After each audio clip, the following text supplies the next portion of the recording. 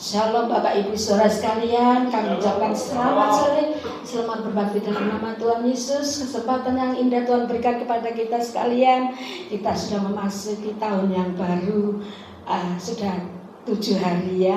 Kita merasakan kasih-Nya Tuhan. Di tahun 2003 kita mengalami masalah, problema, tetapi kita mempunyai Tuhan. Kita tidak usah takut. Biarlah dengan tahun yang baru ini kita semakin sungguh-sungguh mengiring Tuhan ya. Apapun yang terjadi dalam hidup kita, kita tetap percaya kepada Tuhan bahwa Tuhanlah tempat pengharapan kita. Puji nama Tuhan. Sebelum kita akan mulai kebaktian pada sore hari ini, mari kita berdoa. Segala puji hormat kami naikkan kepadamu Tuhan Yesus, Tuhan yang baik, Tuhan yang penuh kasih. Pada sore hari ini Tuhan kami datang kepadamu, menghadap hadirat-Mu yang kudus Tuhan. Tuhan berkati Tuhan kebaktian pada sore hari ini Tuhan. Tuhan memberkati setiap kami yang datang. Mungkin yang datang menghadapi beban yang berat, atau masalah, atau sakit penyakit Tuhan. Tetapi kami percaya kepadamu Tuhan. Kami hanya mengandalkan kepadamu. Kami tidak mampu Tuhan berjalan sendiri tanpa-Mu Tuhan. Mohon pimpinanmu selalu, mohon tuntunanmu selalu Tuhan Yesus. Biarlah Tuhan melalui ini Tuhan, supaya kami semakin dekat dengan-Mu Tuhan, semakin melekat dengan-Mu Tuhan. Biarlah dengan tahun yang baru ini Tuhan, kami ingin semakin sungguh-sungguh datang kepadamu Tuhan. Karena Tuhan datang kepadamu, beribadah kepadamu Tuhan, kami mendapat kekuatan yang baru Tuhan Yesus. Terima kasih Tuhan, kami percaya Tuhan, Engkau akan melakukan perkara yang besar buat kami Tuhan dalam tahun yang baru ini Tuhan. Apapun yang terjadi Tuhan, kami hanya berharap kepadamu Tuhan. Karena Engkau kekuatan dalam hidup kami, karena Engkau perisai dalam hidup kami Tuhan. Oh Tuhan, hanya di dalam Engkau Tuhan ada ketenangan Tuhan. Terima kasih Tuhan, kami menyerahkan akan saudara kami yang masih di dalam perjalanan. Tuhan pimpin, Tuhan sertai sampai di tempat ini Tuhan, untuk kami siap memuji, memuliakan nama-Mu Tuhan, terlebih mendengarkan firman-Mu Tuhan. Terima kasih Tuhan, sekali menyerahkan ibadah ini dari permulaan, pertengahan sampai akhirnya ya Bapa. Hanya di dalam nama Tuhan Yesus kami sudah berdoa mengucap syukur.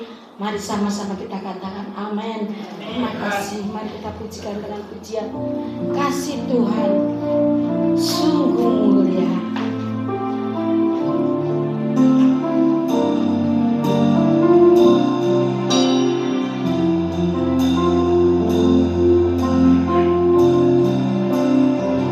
Kasih Tuhan sungguh mulia, tulus dan sempurna mengasihiku. Pengorbanan di Kalvari sungguh berharga, Kau tebus dosaku. Terpujilah Tuhan Yesus, ditinggikan di atas pujian. Dari dalam lubuk hatiku, ku sujud dan berterima kasih.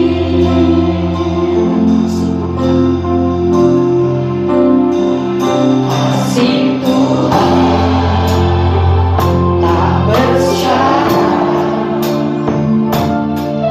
tak seperti cinta yang ada di dunia. Sungguh memberi lebih dari yang aku terima di hidupku. Terpujilah Tuhan Yesus, ditinggikan di atas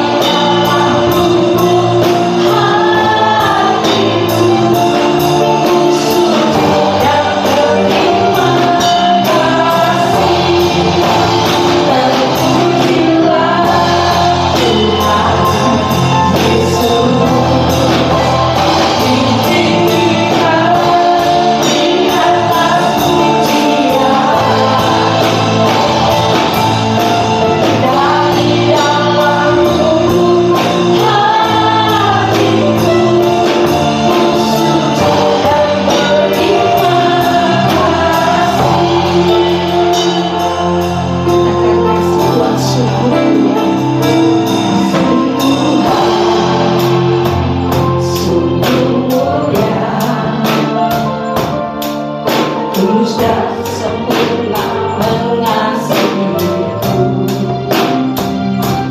Pengorbanan di Kalvari sungguh berharga, kau tebus dosa.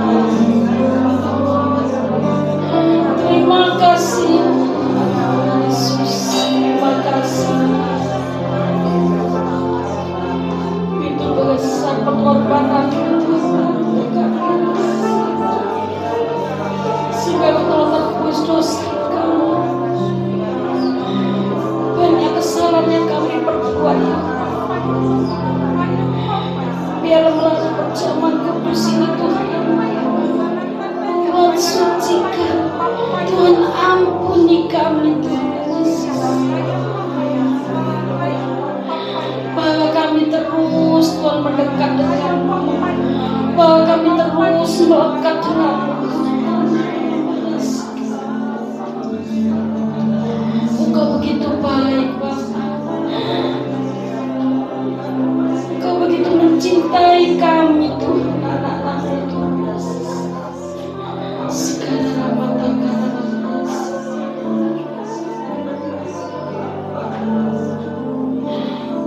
kami ingin membalas kebaikan-Mu, Tuhan.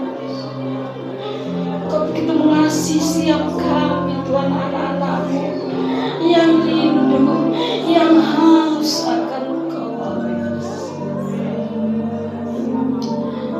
Terima kasih, Tuhan. Terima kasih, Roh Kudus. Terima kasih, Tuhan. Terima kasih.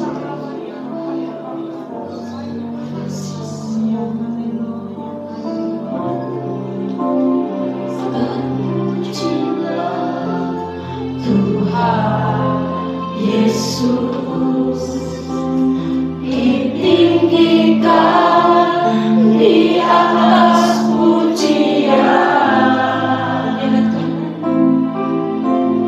dari dalam lubuk hatiku ku sujud dan berterima kasih. Pujilah Tuhan Yesus ditinggikan di atas pujian, dari dalam lubuk hatiku ku sujud dan berterima kasih.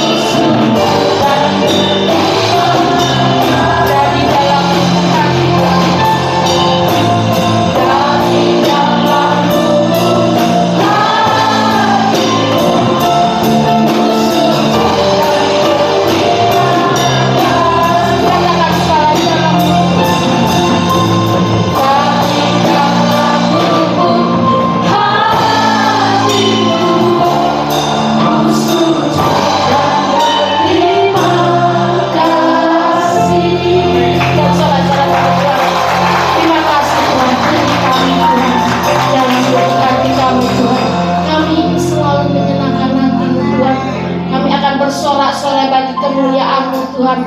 Kami percaya, Tuhan, Kau telah bertakhta di atas pujian kami, memberkati kami, Tuhan. Kami siap untuk memuji, memuliakan nama-Mu, ya Bapa.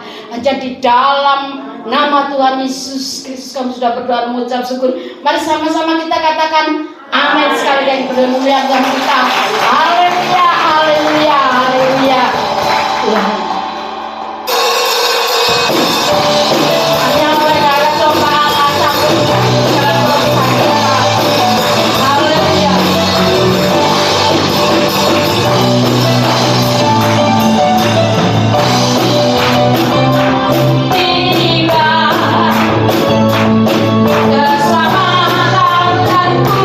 Kuasa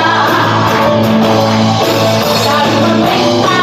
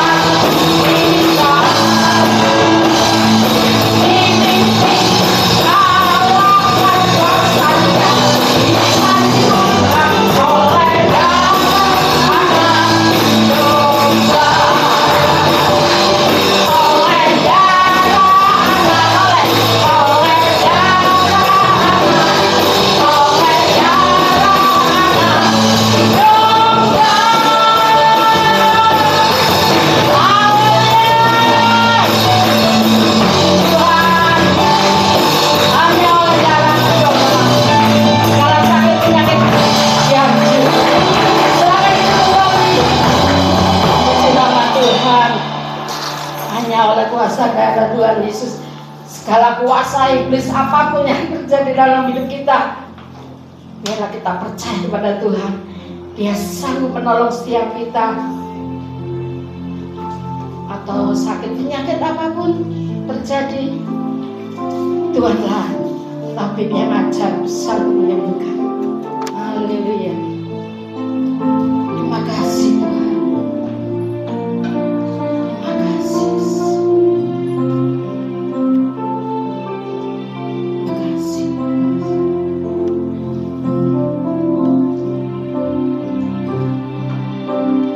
Bukan dengan barang fana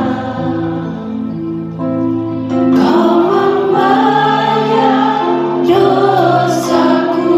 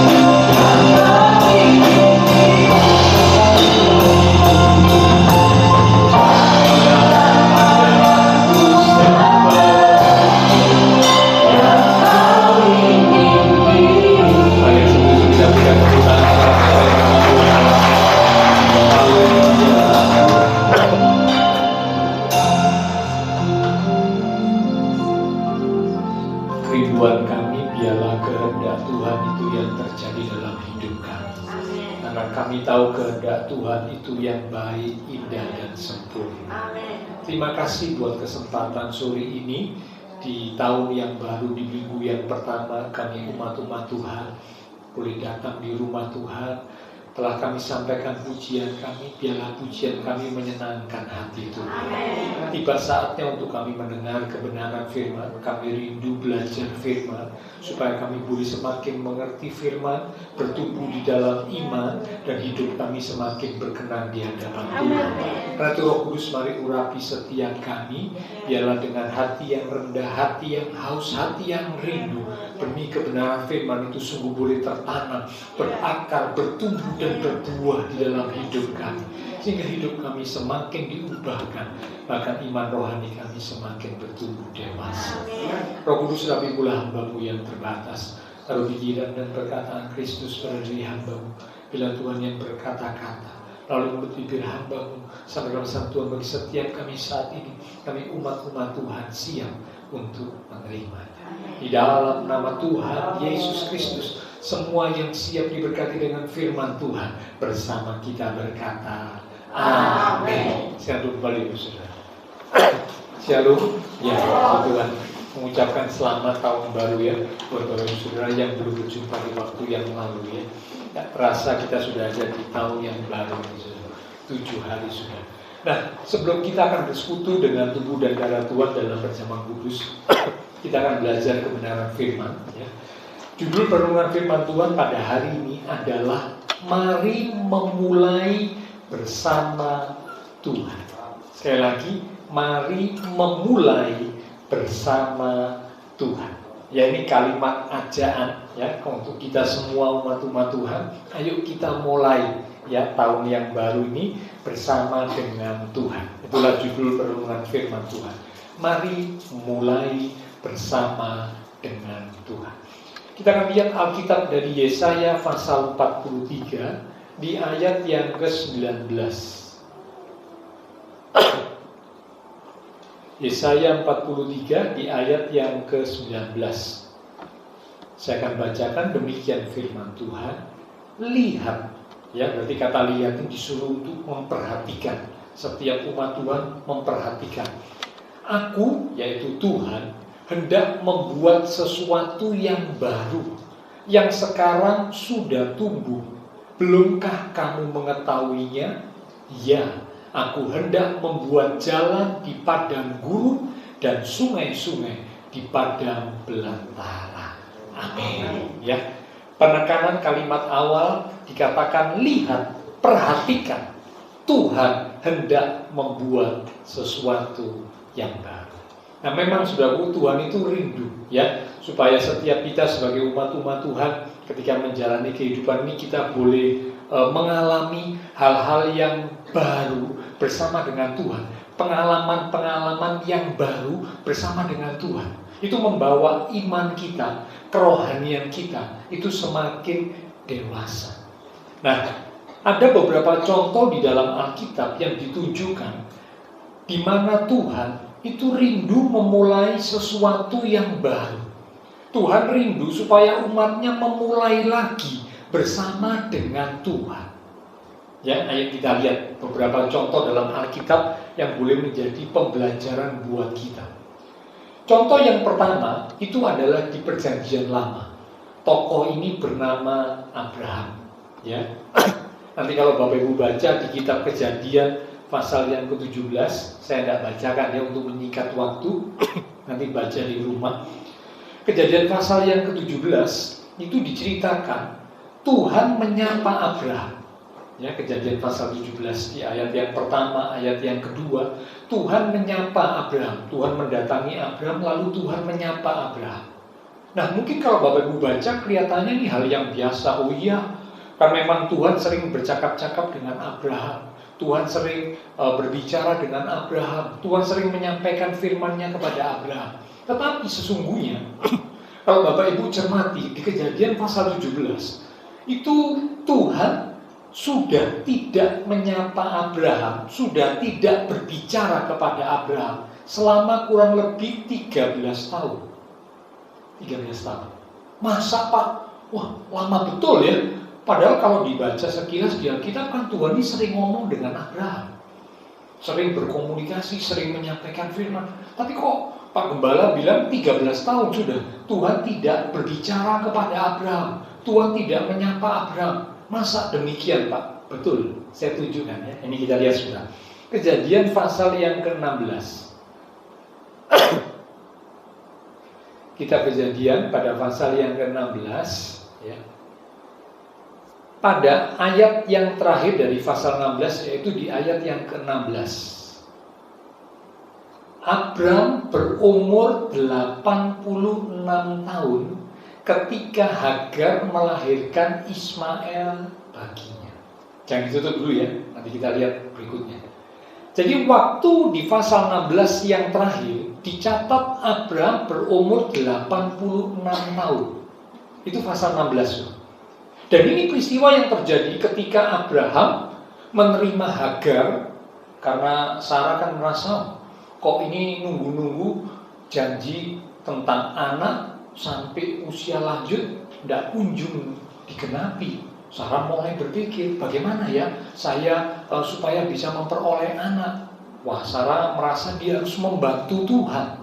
Ya, dia pikir, dia lihat ada salah satu budak perempuannya yang bernama Hagar yang cukup cantik dari Mesir. Ya, ini mungkin melalui Hagar aku bisa mendapat anak sesuai dengan janji Tuhan. Lalu Hagar diberikan kepada Abraham. Ya, dan cilakanya Abraham menerima usul dari Sarah dan melakukan usul dari Sarah tanpa tanya Tuhan. Nah, ini bahaya tuh. Kepala keluarga, suami boleh menerima usul masukan dari istri, dari anak-anak, boleh. Tetapi sebelum menentukan langkah atau keputusan, hendaknya kepala keluarga, suami berdoa, tanya Tuhan, minta petunjuk Tuhan. Tuhan, ini istri saya ngomong begini, ini anak-anak saya usul begini, mereka punya kerinduan, mereka punya pendapat seperti ini. Apakah engkau mengizinkan ya Tuhan? Nah, seharusnya begitu sih. Kalau Abraham berdoa, saya yakin ceritanya beda. Tapi Alkitab mencatat Abraham tidak berdoa. Begitu terima usulnya Sarah, langsung dilakukan. Hagar langsung diambil jadi gundiknya. Lalu singkat cerita, lahirlah Ismail. Dan ini waktu umur 86. Ya, ayo sekarang lihat pasal 17. Saya akan buktikan bahwa Tuhan ternyata sudah tidak ngomong dengan Abraham, tidak berfirman, tidak berbicara kepada Abraham 13 tahun. Ayat pertama. Kejadian 17 ayat pertama. Ketika Abraham berumur 99 tahun. Nah, 99 dikurangi 86 berapa? 13 dong. Ya, jadi kalau Bapak Ibu tidak baca dengan cermat, kelihatannya ini bersambung langsung gitu ya. Durasi waktunya pendek. Makanya kalau baca Alkitab mesti cermat so. Jadi ternyata jarak antara pasal 16 dan pasal 17 itu tidak dekat, 13 tahun. Ya. Oke, saya lanjutkan. Maka Tuhan menampakkan diri kepada Abram dan berfirman kepadanya, Akulah Allah yang Maha Kuasa. Hiduplah di hadapanku dengan tidak bercela. Aku akan mengadakan perjanjian antara aku dan engkau, dan aku akan membuat engkau sangat banyak. Ya. Jadi Bapak Ibu Saudara, ternyata sudah selama 13 tahun Tuhan tidak berbicara kepada Abraham. Padahal sebelumnya itu sering Tuhan ini ngobrol, berkomunikasi, menyampaikan firman, memberitahu kepada Abraham. Bahkan ketika Sodom dan Gomora akan dihancurkan, apa yang Tuhan lakukan? Tuhan ngomong kepada Abraham, ini keluh kesah tentang Sodom Gomora ini begitu berat. Aku akan hancurkan. Lalu Abraham bilang, Tuhan, kalau sekiranya ada 50 orang benar, masa dihancurkan? Tuhan bilang kalau ada 50 benar. Abraham nawar ya, tawar-menawar dengan Tuhan. Tuhan, kalau 45? Enggak. 40? Enggak. 30? Enggak. 20? Enggak. Terakhir, Abraham memberanikan diri. Aku memberanikan diri, aku ngomong lagi ya Tuhan, kalau 10. Kalau ada 10, tidak kuhancurkan. Tapi akhirnya dihancurkan. Mengapa? Karena ternyata orang benar yang ada di Sodom Gomora tidak sampai 10. yang bebas, yang keluar, yang hidup cuma berapa, Saudara? Loh, masa nggak tahu? Berapa? 3, bukan 4 ya. Yang keluar memang 4, tapi yang satu noleh ke belakang jadi tiang garam, mati binasa. Loh, berarti yang hidup kan cuma 3, Saudara. Ya, tidak sampai 10. Itulah sebabnya mengapa Sodom Gomora dihancurkan. Itu Tuhan beritahukan kepada Abraham. Begitu dekatnya Tuhan dengan Abraham. Tapi kali ini Tuhan kecewa. Tuhan kecewa dengan Abraham. Ya, kenapa kau ngambil keputusan seperti itu? Padahal bukan dari Hagar, tapi dari rahim Sarah itu akan Tuhan karuniai. Jadi ngambil keputusan tanpa tanya Tuhan. Ya, itulah sebabnya Tuhan diam. Ya, kalau dalam bahasa sehari-hari ini, karepmu ya wis tak culno. Nah, kira-kira gitu sebenarnya, kira-kira kalau dalam bahasa sehari-hari, karepmu begitu, kamu ngambil keputusan begitu, maumu sendiri ya sudah tak culno. Diculno oleh Tuhan. Makin Tuhan diam, sudah tidak ngomong. Ya, jadi kalau ada kalanya kita doa, kita tanya, Tuhan itu tidak jawab lama, gitu saudaraku ya. Ada 2 kemungkinan. Kemungkinan yang pertama kita disuruh nunggu, sabar. Kemungkinan yang kedua, kita ada salah. Seperti kayak Abraham, salah, ada dosa. Dosa jadi penghalang hubungan antara kita dengan Tuhan. Dosa harus dibereskan. Ya, oke. Nah, kita kembali. Jadi setelah 13 tahun Allah tidak menyapa Abraham, maka kini Allah datang kepada Abraham.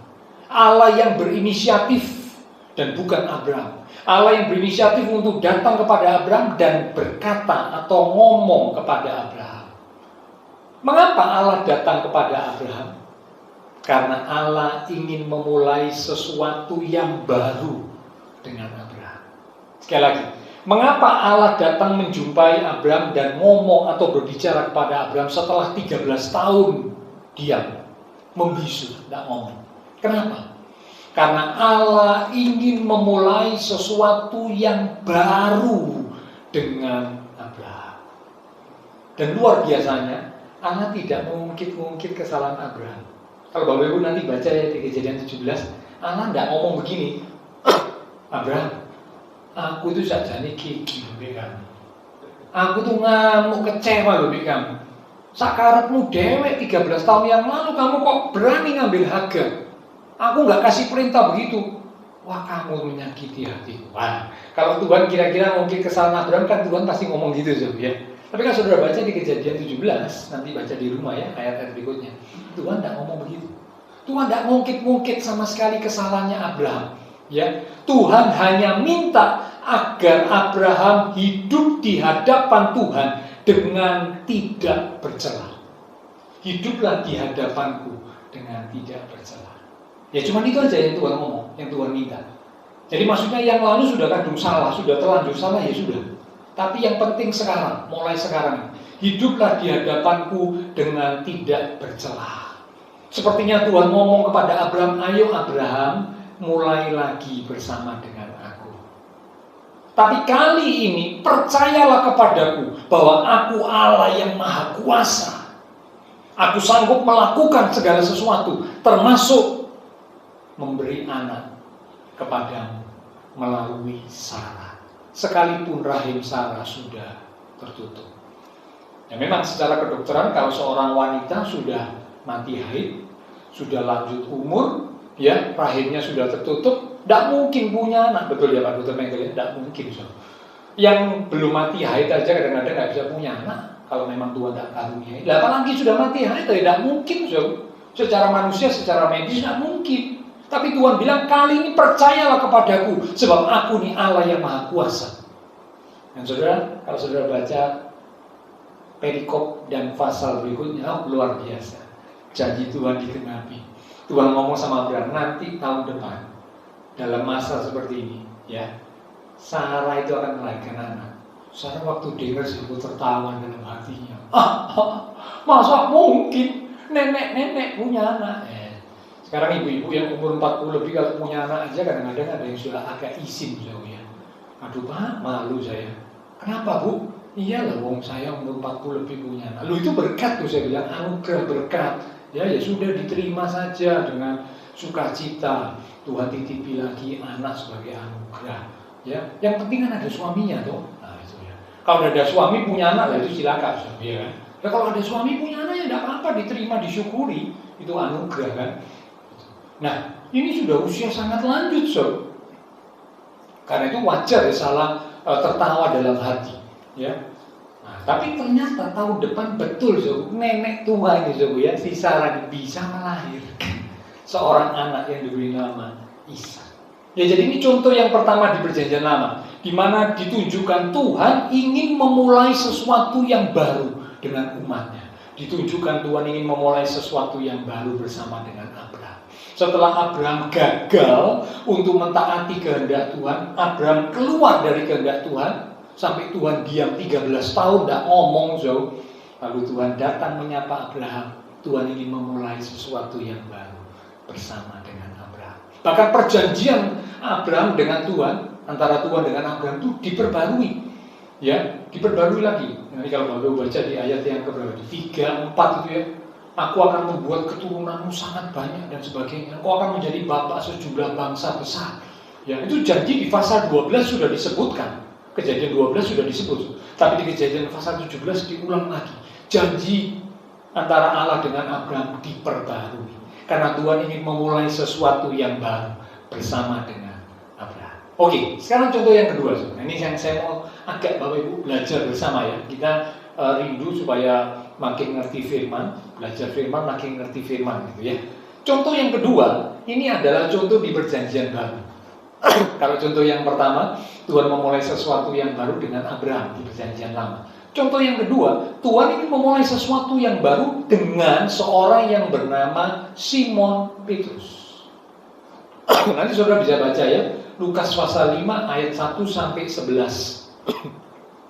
Nanti beberapa ayat saja ya bisa baca, tapi nanti lengkap Bapak Ibu bisa baca di rumah. Tuhan melihat dalam perikop itu ya, Tuhan melihat para nelayan sudah turun dan membasuh jalannya. Itu dicatat dalam ayat yang kedua. Ya, Simon, waktu itu namanya masih Simon ya. Simon dengan teman-temannya sebagai nelayan sudah berupaya ya mencari ikan, menjala ikan, namun mereka tidak dapat hasil. Ya. Membasuh jala itu berarti sudah selesai, sudah finish. Tapi finishnya bukan dalam kondisi berhasil, finishnya dalam kondisi gagal, bahkan gagal total, karena tidak ada hasil sama sekali. Bukan cuma hasil sedikit, hasilnya itu nol, nihil. Nah, saudara bisa bayangkan ya, hati dari Simon dan teman-teman para nelayan ini gimana, saudara? Kerja semalam-malaman, berupaya semalam-malaman, wah sudah tubuh capek, ya semuanya dikerahkan, tapi ternyata tidak ada hasil sama sekali. Pasti hati Simon ini ya kacau, susah dan sebagainya. Nah, dalam kondisi yang seperti itu, Tuhan Yesus datang menjumpai Simon. Ya, dicatat ketika Tuhan datang kepada Simon, ya Tuhan bilang, aku ingin pakai perahu. Ya, di mana Tuhan waktu itu hendak menyampaikan pesan kebenaran firman kepada orang banyak. Perahu Simon itu dijadikan seperti kayak panggung atau mimbar gitu, ya. Orang banyak ada di tepi danau, perahu Simon agak tengah, Tuhan Yesus menyampaikan khotbah ya kebenaran firman kepada orang banyak. Nah, setelah selesai menyampaikan firman, Tuhan ngomong gini sama Simon, sekarang bertolaklah ke tempat yang lebih dalam, lebih jauh, lebih dalam dari tepi, ya. Tebarkanlah jalamu. Nah, saudara tentu tahu ceritanya ya. Simon ngomong, semalam-malaman Guru, kami ini sudah berupaya, bukan cuma satu kali, bukan cuma dua kali, sudah berpuluh-puluh kali kami lemparkan jala, tapi tidak ada hasil. Semalam-malaman itu tidak ada hasil, tidak dapat hasil sama sekali. Ya, loh sekarang hari sudah mulai terang, matahari sudah bersinar, permukaan air sudah panas, kok Guru suruh melemparkan jala? Lawang malam aja permukaan air itu dingin, tidak dapat ikan. Lah sekarang di permukaan air sudah panas, matahari sudah keluar, disuruh melemparkan jala. Ya pasti secara manusia tidak akan mendapat ikan. Ini betul memang, secara manusia begitu, ya, permukaan air yang panas itu tidak mungkin ikan ada di situ. Ikan akan masuk ke dasar. ya, ke tempat yang dalam, karena apa? Panas di permukaan atas itu panas. Tapi luar biasa Simon bilang, karena engkau yang menyuruhnya, aku akan melakukannya. Jadi Simon taat, sekalipun ini tidak masuk akal ya. Perintahnya Tuhan ini berdasarkan pengalaman Simon ini tidak cocok, tidak masuk akal. Dengan kata lain, tidak ada gunanya, useless gitu ya. Percuma melakukan gini, ini pasti nggak ada hasil. Tapi ternyata ketika Simon taat, luar biasa. Hasilnya itu wah, sangat banyak. Sampai jala dari Simon itu hampir koyak. Seperti itu saudara ya. Jadi kita lihat di sini ya. Ketika Tuhan datang menjumpai Simon, terjadilah perubahan dalam kehidupan Simon ya. Ketika Tuhan kemudian naik ke atas perahu Simon, wah, sepertinya Tuhan ngomong, ayo Simon, sekarang mulai lagi bersama dengan aku. Kalau tadi kamu naik perahu menebarkan jala tanpa aku, tapi kali ini lakukan, mulai kembali bersama dengan aku. Dan telah terjadilah perubahan yang luar biasa. Kegagalan diubah menjadi keberhasilan, kesuksesan. Mengapa? Karena memulai bersama dengan Tuhan. Ya. Nah, saudaraku, Simon melihat peristiwa itu, Simon sampai takjub. Teman-temannya yang lain takjub. Wah, luar biasa, ini ciami, hebat pol ini Tuhan Yesus ini, dahsyat. Ya, karena bisa dapat ikan saat matahari sudah naik. Aduh, luar biasa. Dan ikan yang didapat sangat banyak. Hebat Tuhan Yesus. Sampai Simon tersungkur di depan kaki Tuhan Yesus. Tuhan bilang, ikutlah aku, kamu akan kujadikan penjala manusia. Nah, singkat cerita, Simon ngikut Tuhan, jadi muridnya Tuhan. Nah, ketika Tuhan Yesus ditangkap setelah 3,5 tahun, Simon bersama Tuhan Yesus ya. Lalu Tuhan Yesus ditangkap, diadili dari satu tempat ke tempat yang lain, dari Kayafas, dari Herodes, dari Pontius Pilatus, yang dipindah. Jadi Simon mengikuti Yesus. Nah, Simon tuh pernah ngomong gini. Waktu itu Tuhan Yesus yang ngomong, Simon, aku berdoa untuk engkau supaya imanmu jangan gugur. Kalau engkau sudah insaf, kuatkanlah saudara-saudara. Jadi Tuhan Yesus itu tahu apa yang akan terjadi.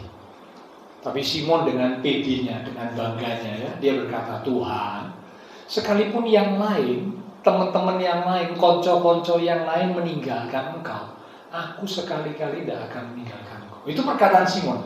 Nah, Simon ini memang orang yang gampang janji, tapi seringkali bleset. Nah, jadi jangan gampang janji ya, jangan gampang ngomong seperti kayak Simon itu. Simon ini gampang ngomong.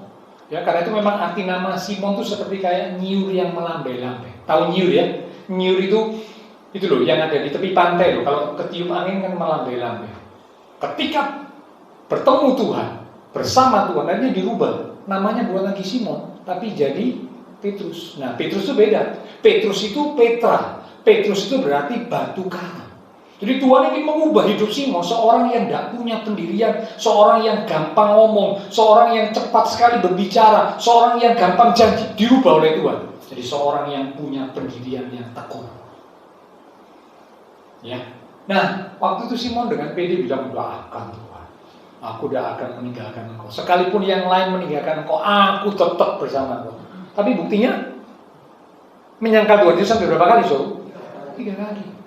Yang lain tidak menyangka loh, tapi justru Simon loh, yang pede banget loh, ini yang menyangka. Ya, omongnya besar, janjinya kosong. Nah, ya, jadi kalau orang yang semakin banyak janji itu semakin biasanya kosong, loh. Tong kosong. Nah, itu. Nyari bunyinya itu banyak. Tapi orang yang tidak banyak janji ya sudah kerja saja, dilakukan apa yang bisa dilakukan, itu yang lebih hebat daripada banyak janji. Tapi kerjanya, buktinya tidak ada. Wah, ya itu repot ya. Oke, nah Simon gagal menyangkal Tuhan Yesus. Jadi ternyata kegagalan Simon itu bukan cuma sekali. Pada waktu ini menangkap ikan dan tidak dapat hasil. Secara rohani Simon juga pernah gagal dalam soal menyangkal Tuhan Yesus. Tapi untungnya Simon tidak bunuh diri. Beda dengan Yudas Iskariot. Yudas Iskariot setelah dia menyesal sudah menjual gurunya, dia menyesal, dia sadar dirinya salah. dia mengambil tindakan yang bodoh, bunuh diri. Simon Petrus menangis, dia nyesel, kenapa kok aku menyangkal Tuhan Yesus? Aduh, aku gak bisa nepati kata-kataku. Dia sedih, menangis, tapi dia gak bunuh diri. Tapi dia hidup dalam penyesalan, dia hidup dalam rasa bersalah.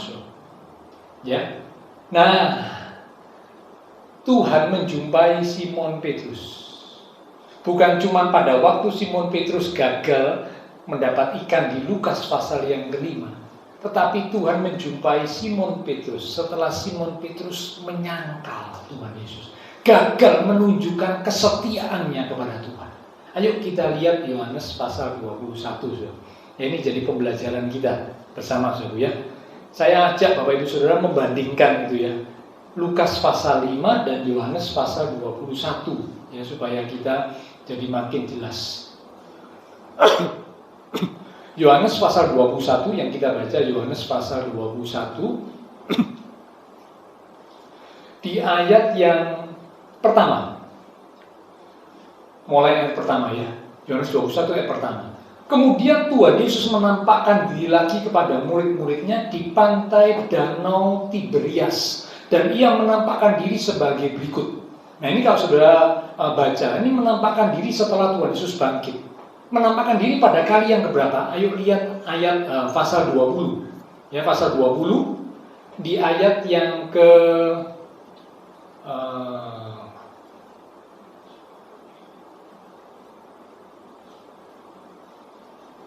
pasal 21 tetap ya. Mana? Ini di ayat yang ke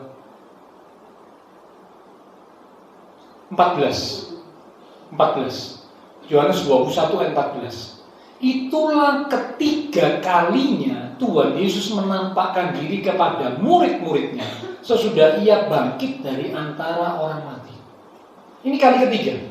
Kali pertama Tuhan menampakkan diri saat murid-murid berkumpul di loteng Yerusalem. Mereka sedang ketakutan karena waktu itu mereka mikir, ini kalau guru yang berkuasa, Tuhan Yesus saja mati, ya, disalibkan oleh orang Yahudi, imam kepala, orang Farisi. Dan ini nasib kami gimana nih, pengikut-pengikutnya? Mereka ketakutan.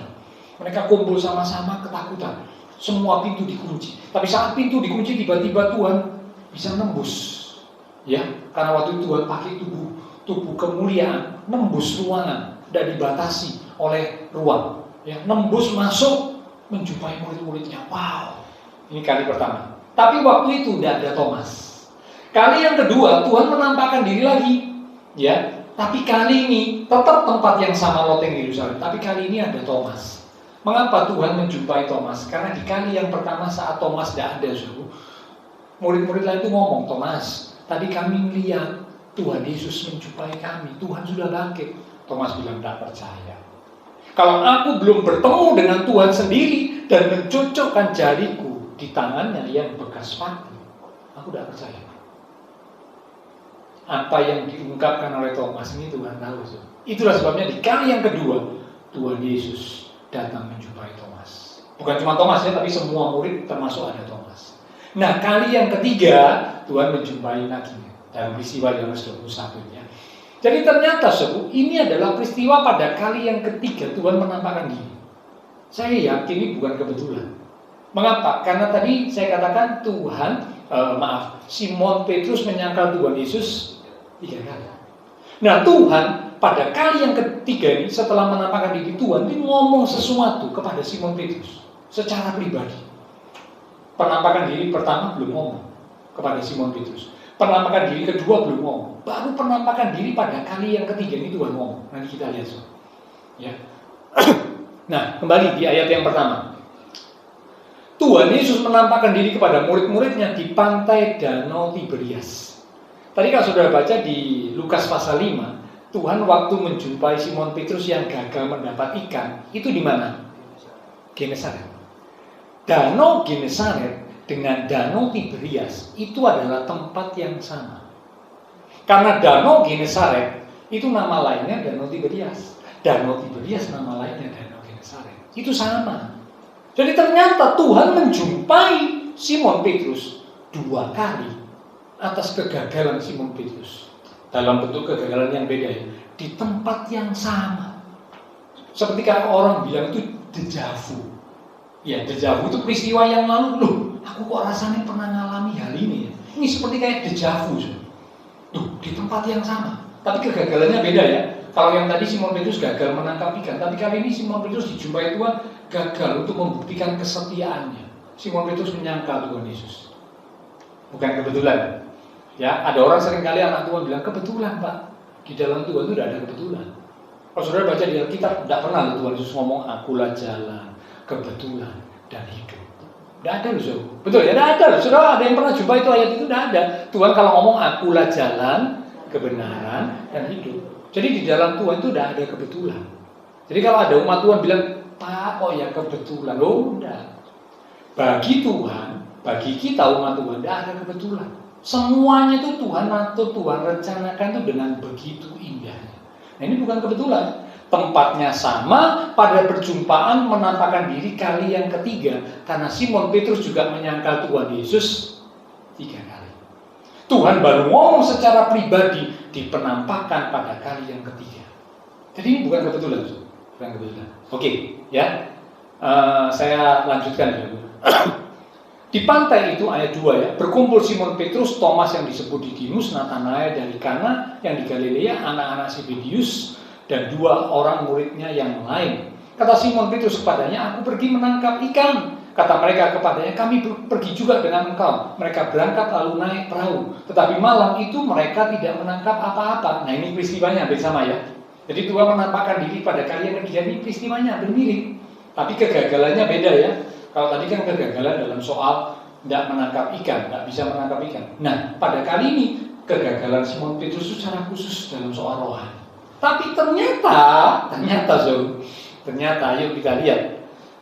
Tadi di ayat 3 terakhir dikatakan malam itu mereka tidak menangkap apa-apa. Ternyata kali ini juga gagal dalam soal menangkap ikan. Ya, 4.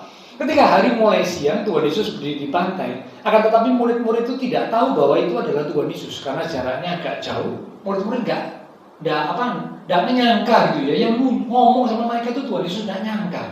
Ya. 5. Kata Tuhan Yesus kepada mereka, hai anak-anak, adakah kamu mempunyai lauk pauk? Jawab mereka, tidak ada. Maka kata Tuhan Yesus kepada mereka, tebarkanlah jalamu di sebelah kanan perahu, maka akan kamu peroleh. Tuh ini ya, mirip ya dengan Lukas pasal 5 tadi mirip. Tebarkan jalamu. Ya, padahal sudah tadi semalam cari, tidak ketemu, tidak dapat. Kali ini suruh nebarkan jalan lagi saat hari sudah mulai terang. Ya, hampir mirip ya, deja vu gitu ya. Hampir mirip ya. Lanjut. Lalu mereka menebarkannya dan mereka tidak dapat menariknya lagi karena banyaknya ikan. Terulang. Mujizatnya terjadi terulang. Maka murid yang dikasih Tuhan Yesus itu, yaitu Yohanes ya, berkata kepada Petrus, itu Tuhan. Jadi Yohanes baru sadar loh, yang ngomong itu suruh nebarkan jalan itu ternyata yang ngomong itu Tuhan. Lalu Yohanes ngomong sama Petrus, itu Tuhan yang ngomong. Lanjut. Ketika Petrus mendengar bahwa itu adalah Tuhan, maka ia mengenakan pakaiannya sebab ia tidak berpakaian, lalu terjun ke dalam danau. Kalau sudah baca ayat yang ke-7, apa yang aneh dan janggal? Kalau sudah baca dengan seksama, ayat 7 ini yang janggal apa? Orang biasanya kalau mau berenang atau masuk air, dia justru tidak, yang pria ya, tidak berpakaian. Tapi kalau orang ada di atas, ya pakai pakaian lah. Betul ya? Yang normal kan begitu jauh ya. Tapi kali ini aneh, kalau sudah baca di ayat yang ke-7, waktu itu Simon Petrus sedang berusaha menangkap ikan di atas perahunya, dia tidak pakai baju, tidak pakai pakaian. Tapi waktu Yohanes bilang itu Tuhan, dia pakai baju lalu nyemplung terjun ke air. Mestinya kalau menurut saya kalau memang mau terjun ke air ya nggak usah pakai baju. Loh iya kan? Tapi ini aneh. Ini bukan sesuatu yang lumrah, yang lazim Pakai baju malah nyemplung. Wah ini kalau ada orang pergi berenang kayak gini saudara jumpai, waktu di atas duduk-duduk santai dia nggak pakai baju Lalu mau masuk kolam renang dia pakai baju nyemplung. Saudara ngomong apa? Bukan cuma aneh, saudara mungkin ngomong orangnya rodo. Loh di atas duduk-duduk nggak pakai baju, nyemplung masuk kolam pakai baju. Wah ini ya. Tapi rupanya Simon Petrus waktu itu ada beberapa dugaan. Simon Petrus menghormati Tuhan. Orang yang menghormati, dia kalau ketemu sama orang yang dihormati, tadinya ada pakai baju, langsung pakai baju. Karena ini saya bertemu dengan orang yang dihormati, ya pakai baju. Itu dugaan yang pertama. Dugaan yang kedua, Simon Petrus ini dalam hati dan pikirannya bercampur berbagai macam perasaan. Perasaan terkejut, perasaan bersalah, perasaan malu, bercampur baur. Jadi karena saking campur baur perasaannya, dia itu sampai bingung. Loh, orang kalau bingung kan gitu, ya. Kadang-kadang orang yang bingung tuh ngambil tindakan bisa salah, cepet-cepetan bingung, ya, keliru. Mau pakai sandal, satu sepatu, saking bingung, ya. Mau pakai baju cepet-cepetan, baju kuali. Nah, sudah pernah nggak pakai baju terbalik? Yang luar di dalam, yang dalam di luar. Karena terburu-buru, kuali, ya. Orang lihat loh, kok jahitannya di luar, terburu-buru. Tapi model itu aneh. Sekarang ada tren model seperti gitu. Jahitan itu ada di luar. Nah, saya bilang dunia ini memang terbalik.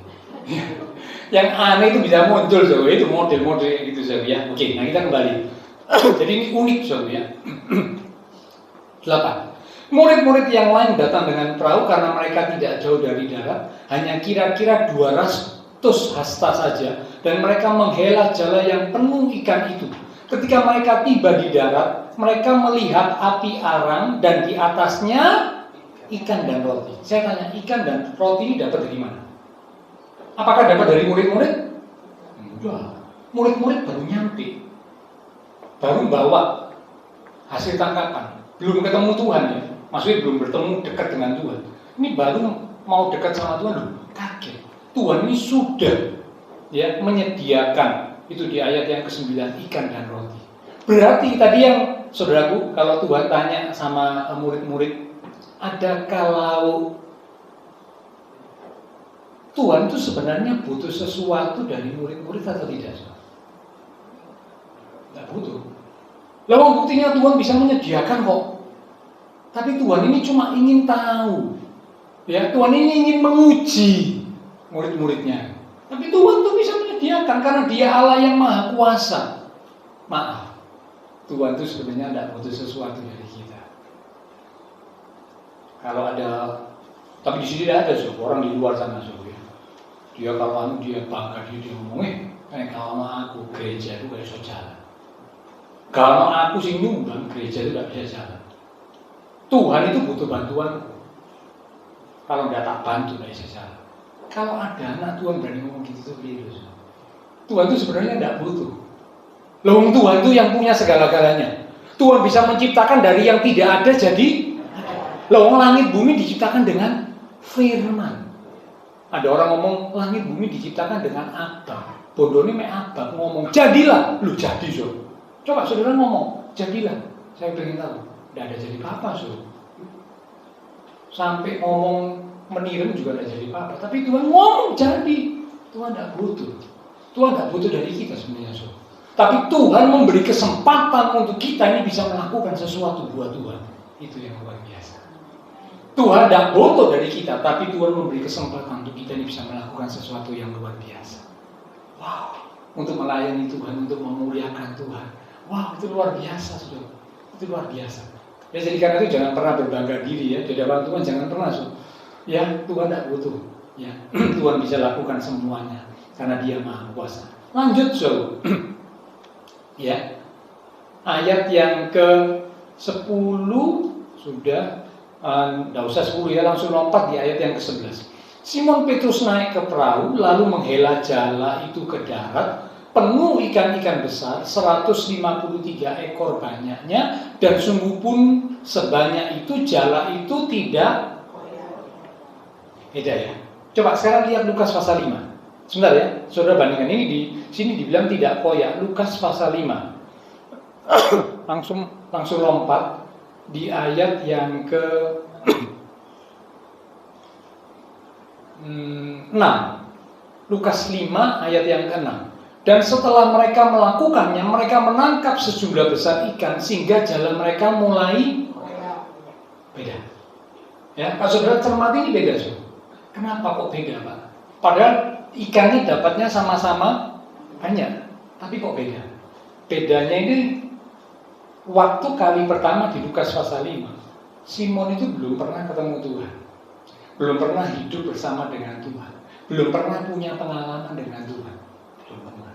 Itu kali pertama Simon ketemu di Lukas pasal 5. Hatinya belum siap terima berkat, karena hatinya belum siap. Begitu terima berkat jalannya. Tapi di Yohanes pasal 21, Simon ini sudah ketemu sama Tuhan Yesus 3,5 tahun bersama Tuhan.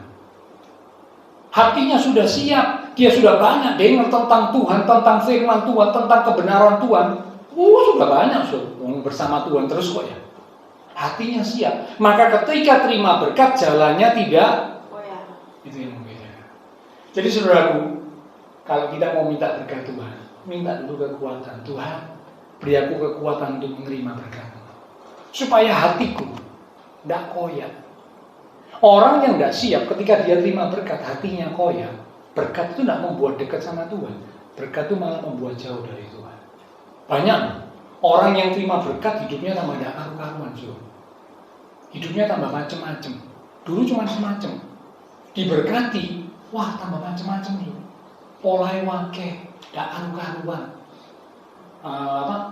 Merosal katanya gitu. Ya. Tidak siap itu terima berkat. Tapi kalau orang yang siap, waktu dia diberkati dia sadar, oh ini pemberian Tuhan. Aku harus makin cinta Tuhan, aku harus makin sungguh-sungguh sama Tuhan, aku harus makin hidup di dalam kebenaran Tuhan. Nah itu orang yang siap. Ya, jadi ini beda. Jadi kalau saudara pelajari ini bukan kebetulan. Sekali lagi di dalam Tuhan tidak ada kebetulan. Jadi kalau saudara bandingkan sama-sama gagal, tapi peristiwanya ada beberapa perbandingan yang kita bisa belajar sebenarnya luar biasa. Ya sekarang kita lihat ya, lompat langsung di ayat yang kembali ya, Yohanes 21 di ayat yang ke-15. Sesudah sarapan Tuhan Yesus berkata kepada Simon Petrus, Simon anak Yohanes, apakah engkau mengasihi aku lebih daripada mereka ini? Jawab Petrus kepadanya, benar Tuhan, engkau tahu bahwa aku mengasihi engkau. Kata Tuhan Yesus kepadanya, gembalakanlah domba-domba. Nah ini perkataan sampai 3 kali. Ini Tuhan ngomong secara pribadi dengan Simon Petrus. 3 kali Tuhan ngomong kalimat seperti ini. Tapi kalau dalam bahasa asli itu ada perbedaan. Cuma saya nggak kupas ini lain kali saja. Dan dalam bahasa asli itu ada perbedaan. Tapi kalau dalam bahasa Indonesia kelihatannya kalimatnya itu sama. Ya. Oke, nah intinya 3 kali Tuhan ngomong. Kenapa kok Tuhan Yesus ngomong secara pribadi dengan Simon Petrus 3 kali? Karena Simon Petrus sudah menyangkal 3 kali. Bukan kebetulan, sekali lagi bukan kebetulan. Di dalam Tuhan itu tidak ada kebetulan. Penampaan diri pada kali yang ketiga, baru Tuhan ngomong secara pribadi kepada Simon Petrus, ya. Dan ketika ngomong sampai 3 kali Tuhan Yesus tanya. Ya. Jadi dengan kata lain Tuhan itu tidak ngomong gini sama Simon. Ayo Simon Petrus, bangkit. Kali ini mulai lagi dengan aku. Kemarin mungkin kamu sudah gagal, kamu sudah tidak setia, kamu sudah menyangkal aku. Tapi ayo bangkit, ayo bersama dengan aku, layani aku, kabarkan Injil. Nah itulah sebabnya, lanjut ya, di ayat yang ke-18. Ini pembuktian bahwa Tuhan ingin ngajak Simon untuk melayani lagi bersama-sama ya, dikasih kesempatan. Aku berkata kepadamu, sesungguhnya ketika engkau masih muda, engkau mengikat pinggangmu sendiri dan engkau berjalan kemana saja kau kehendaki. Tetapi jika engkau sudah menjadi tua, engkau akan mengulurkan tanganmu dan orang lain akan mengikat engkau dan membawa engkau ke tempat yang tidak kau kehendaki. Perhatikan ayat 19. Dan hal ini dikatakannya untuk menyatakan bagaimana Petrus akan mati dan memuliakan Allah. Sesudah mengatakan demikian, ia berkata kepada Petrus, ikutlah aku. Sama ya, tadi di Lukas pasal 5 juga, ikutlah aku, kamu akan kujadikan penjala manusia. Tapi yang membedakan, ternyata Tuhan bilang, ayo layani aku lagi. Tapi ada harga yang harus kamu bayar, kamu harus siap. Ya, di ayat 19 dikatakan, itu ditunjukkan bagaimana Simon Petrus akan mati. Sejarah mencatat, ya kita memang tidak ada ya, sudah jangan cari di Alkitab ya, tidak ada. Sejarah mencatat bahwa Simon Petrus ini mati dengan cara disalibkan terbalik. Kepalanya di bawah, kakinya di atas. Karena pada waktu disalibkan itu dia bilang, kan disalibkan biasanya kepala di atas ketika Tuhan Yesus. Tapi waktu dilakukan seperti itu, Simon Petrus bilang jangan lakukan seperti ini, lakukan dibalik. Karena aku tidak layak sama dengan guru. Lakukan dibalik. Dan akhirnya dibalik, kepalanya Petrus di bawah, kakinya di atas, dalam kondisi disalibkan, mati syahid karena Injil. Itulah sebabnya ini dikatakan Tuhan sudah memberitahu lebih dulu. Artinya apa? Tuhan memberi kesempatan kepada Simon Petrus untuk kembali lagi melayani Tuhan. Walaupun pernah gagal, pernah menyangkal Tuhan, pernah tidak setia. Nah, sekarang dikasih kesempatan, ayo mulai lagi bersama dengan aku. Ya, jadi Bapak Saudara, dari kisah-kisah ini kita bisa belajar. Tuhan ingin memulai lagi bersama dengan kita. Kan tuh mari kita memulai bersama dengan Tuhan. Mungkin hari-hari kemarin pernah gagal, ya, kita pernah mungkin kurang setia, kita mungkin pernah mengalami kegagalan-kegagalan dalam hidup ini. Ayo sekarang mulai lagi bersama dengan Tuhan. Tuhan masih memberi kesempatan. Tuhan rindu untuk memulai lagi bersama dengan kita. Nah, untuk memulai bersama dengan Tuhan diperlukan hati yang baru. Hati yang baru. Kalau hatinya ada baru, minggu yang lalu saya sudah sampaikan, tidak bisa. Kita perlu introspeksi, koreksi diri. Hatinya harus baru. Hati yang baru itu ada 4 hal. Cepat saja ya. Hati yang baru itu ada 4 hal. Yang pertama, hati yang rendah. Hati yang baru itu adalah hati yang rendah. Hati yang tidak bersandar kepada diri sendiri. Itu hati yang rendah. Yang kedua, hati yang baru adalah hati yang lemah lembut. Siap untuk dibentuk dan diubah. Yang ketiga, hati yang baru adalah hati yang taat. Melakukan apa yang Tuhan perintahkan. Dan yang keempat, hati yang baru adalah hati yang kuat. Tidak ragu, tidak bimbang, tidak goyah. Itu hati yang baru. Nah, Tuhan ingin kita memulai sesuatu yang baru bersama Tuhan. Ya, memulai lagi bersama Tuhan harus dengan hati yang baru. Hati yang rendah, hati yang lemah lembut, hati yang taat, dan hati yang kuat, hati yang teguh. Ya. Nah, jadi karena itu biar lewat kebenaran firman Tuhan pada malam hari ini, ayo kita mau memulai lagi bersama dengan Tuhan. Jangan patah semangat, ya, jangan putus asa. Pintu kesempatan masih dibuka, mulai lagi. Ya, seperti Abraham, Tuhan kasih kesempatan untuk mulai lagi bersama dengan Tuhan. Seperti Simon Petrus, Tuhan kasih kesempatan untuk mulai lagi bersama dengan Tuhan. Demikian juga setiap kita. Ya, biar di tahun yang baru ini kita mau memulai lagi, memulai kembali bersama dengan Tuhan. Amin. Tuhan berkati kita sekalian. Mari kita akan datang kepada Tuhan. Pelayan mimbar, pelayan perjamuan kudus, silakan maju ke depan. Kita siapkan hati kita untuk bersekutu dengan tubuh dan darah Tuhan. Lewat satu pujian kita akan katakan, Yesus, Kau telah memulai segala yang baik dalamku. Tuhan memulai yang baik dalam hidup kita.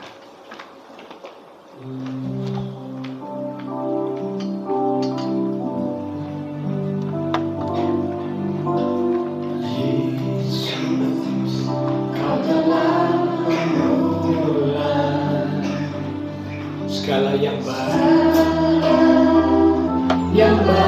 dalamku, Engkau menjadikanku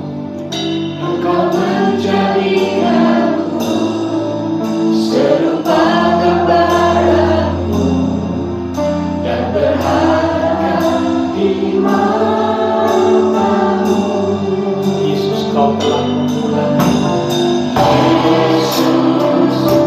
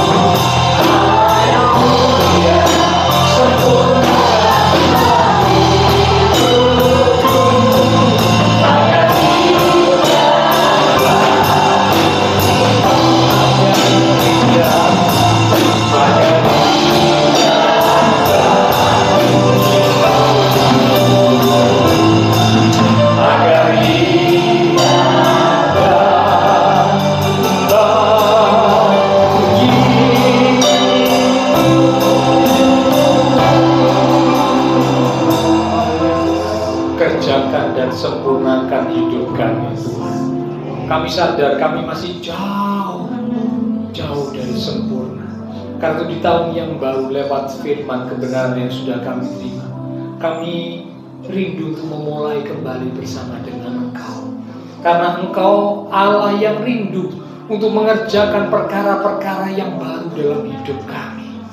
Karena itu Tuhan, kami mau gunakan kesempatan itu Tuhan. Kami mau datang kepadamu. Kami mau responi karyamu yang Kau hendak kerjakan dalam hidup kami. Sehingga hidup kami boleh semakin diubahkan. Hidup kami boleh semakin disempurnakan. Hidup kami semakin berada di dalam kehendak dan rencana. Hamba terbatas untuk menjelaskan.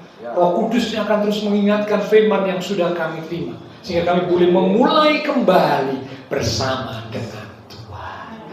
Sebentar kami akan bersekutu dengan tubuh dan darah Tuhan dalam perjamuan kudus. Sebelum kami masuk dalam persekutuan dengan tubuh dan darah Tuhan, kami introspeksi diri kami. Jika ada dosa kesalahan yang sudah kami lakukan, baik lewat perkataan, pemikiran, ataupun tindakan kami yang tidak berkenan di hadapan-Mu, ampuni kami Tuhan. Ampuni kami Tuhan. Kami mau memohon pengampunan-Mu. Kami mau bereskan dosa kami, supaya dosa kami tidak menjadi penghalang untuk kami boleh berhubungan dengan Tuhan. Dosa kami tidak menjadi penghalang untuk anugerah Tuhan mengalir dalam hidup kami. Karena Tuhan ampuni dosa kami. Dan kami percaya ketika kami mohon pengampunan-Mu dengan penuh kesungguhan, Engkau berjanji untuk mengampuni kami, Engkau menyucikan kami dari segala dosa kami, sehingga sebentar kami dikuduskan, dilayakkan untuk bersekutu dengan tubuh dan darah Tuhan yang kudus. Berkati roti dan anggur yang akan kami terima, kami rindukan melalui persekutuan dengan tubuh dan darah Tuhan. Iman kami diteguhkan, akan semakin kuat, semakin teguh di dalam Tuhan. Urapi setiap hamba-hamba-Mu yang akan melayani. Dengan hati yang siap, kami akan menerima tubuh dan darah Tuhan yang kudus. Dalam nama Tuhan Yesus Kristus, kami sudah berdoa. Amin. Oke, tidak perlu Pak Nur ya. Sebentar kita akan menerima tubuh dan darah Tuhan yang akan dibagikan oleh para pelayan perjamuan kudus. Lewat satu pujian kita katakan, Kau telah buktikan cinta-Mu padaku.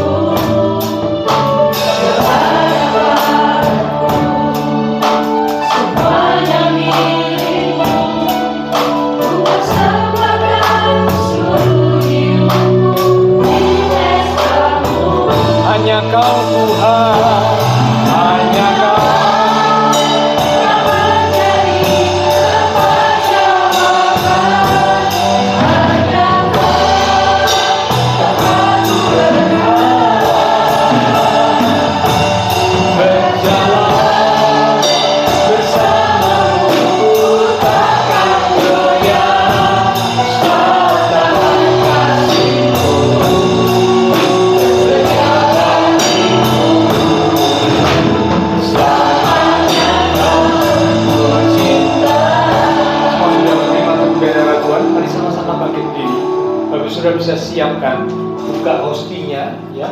Itu ada ayat firman Tuhan. Kiranya, ada yang belum dapat ya. Ada lagi yang lain yang belum mendapat. Oke, sudah dapat semua ya. Hostinya bisa disiapkan. Baca ayat firman Tuhan yang ada di hosti. Biar ini boleh jadi rema buat setiap kita. Hanya Kau yang menjadi tempat jawaban. Hanya Kau tempatku berharap.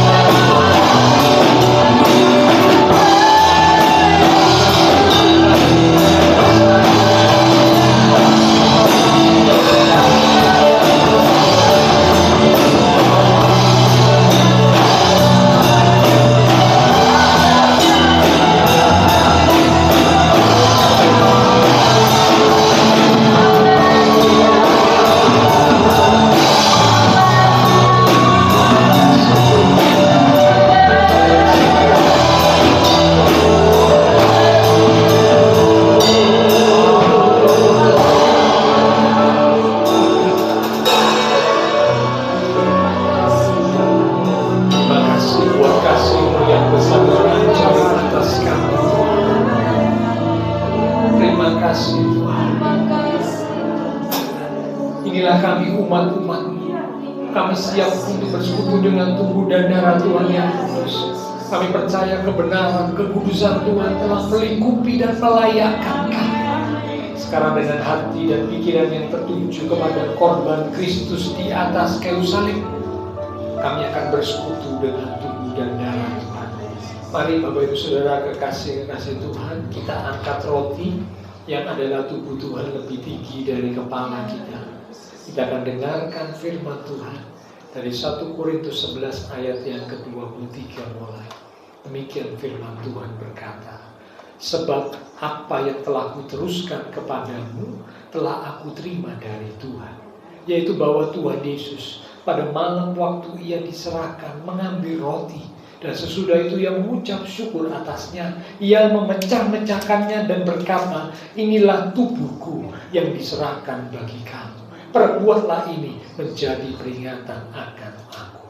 Saudara, roti yang telah dipecah-pecahkan dan sebentar kita akan makan bersama-sama. Bukankah ini adalah persekutuan dengan tubuh Kristus? Amin. Mari kita akan makan bersama-sama, katakan dengan iman, dalam nama Tuhan Yesus Kristus. Haleluya.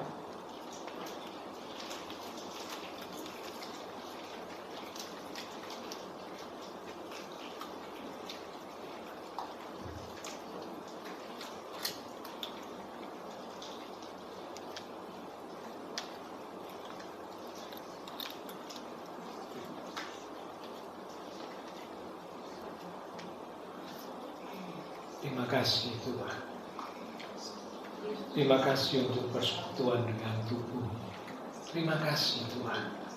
Mari sekarang kita angkat cawan lebih tinggi dari kepala kita.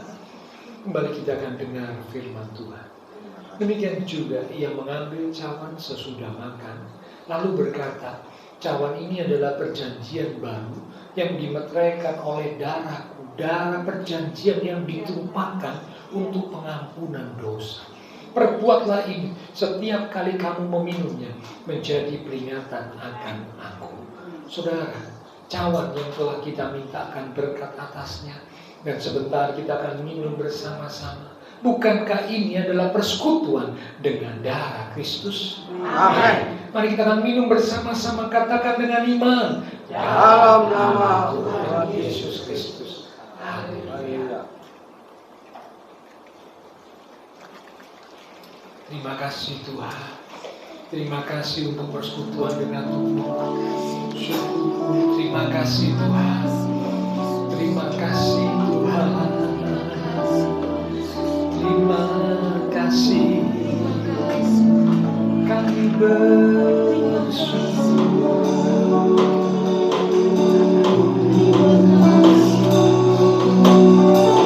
Mari katakan bersama, terima kasih.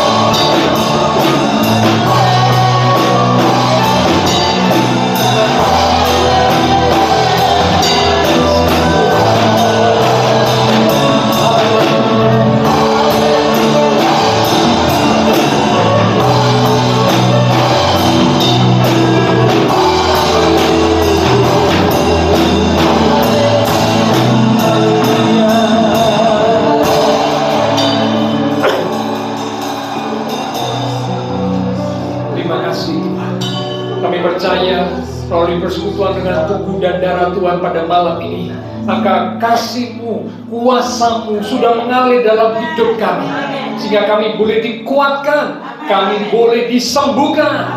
Maka berkat anugerah-Mu semakin melimpah dalam hidup kami. Berikan kami kekuatan untuk boleh menerima berkat yang lebih lagi. Sehingga ketika diberkati, kami tidak jauh dari Tuhan, tetapi kami justru semakin mendekat kepada Tuhan, karena kami sadar Engkaulah sumber segala galanya dalam hidup kami. Terima kasih Tuhan. Kami berdoa, biarlah Tuhan Kau memberkati setiap umat-umat-Mu, diberkati iman rohani, diberkati keluarga rumah tangga, diberkati usaha pekerjaan, diberkati studi sekolah, diberkati kesehatan kami, bahkan masa depan kami ada di dalam tangan Tuhan. Terima kasih Tuhan. Terima kasih. Semua yang sudah melayani, persembahan yang dipersembahkan, apapun yang dilakukan setiap umat-umat-Mu karena mengasihi Engkau, Allah sumber segala berkat, akan memberkati kembali dan terus memakai hidup kami untuk kami boleh lebih lagi berkarya bagi Tuhan untuk kemuliaan Tuhan. Terima kasih. Kami berdoa juga buat teman-teman seiman yang tidak bisa hadir. Jika ada mereka yang sakit, Tuhan jamah, berikanlah kekuatan, kesehatan, kesembuhan di dalam nama Tuhan Yesus. Oleh bila Tuhan Yesus, yang sakit disembuhkan, yang lemah dikuatkan, yang susah dihiburkan, yang sedang menghadapi masalah pergumulan, biarlah dengan iman yang teguh kami tetap menanti-nantikan Engkau. Kami percaya Engkau akan menyatakan pertolongan tepat pada waktunya. Terima kasih Tuhan. Kami berdoa memberkati bangsa negara kami Indonesia, pemimpin-pemimpin bangsa kami, kota kami Surabaya, demikian juga tetangga di luar sekitar gereja Tuhan. Memberkati setiap jemaat Tuhan yang berulang tahun sepanjang minggu, dan pertambahan usia membawa kami semakin sungguh-sungguh di dalam Tuhan. Setelah selesai ibadah malam ini, kami akan berpisah satu dengan yang lain, kembali ke aktivitas kami, kembali ke keluarga rumah tangga kami. Biarlah segala berkat, anugerah, damai, sukacita yang melimpah dari Allah Bapa Surgawi, kasih Tuhan Yesus Kristus, dan persekutuan dengan kuasa Roh Kudus harus mimpin menuntun langkah kehidupan setiap kita. Itu terus kita sekarang mulai malam ini sampai Maranatha Tuhan Yesus datang kembali. Di dalam nama Tuhan Yesus Kristus, semua yang percaya diberkati Tuhan. Mari bersama dengan iman kita berkata amin. Tuhan berkati kita sekalian. Sampai berjumpa di waktu yang akan datang.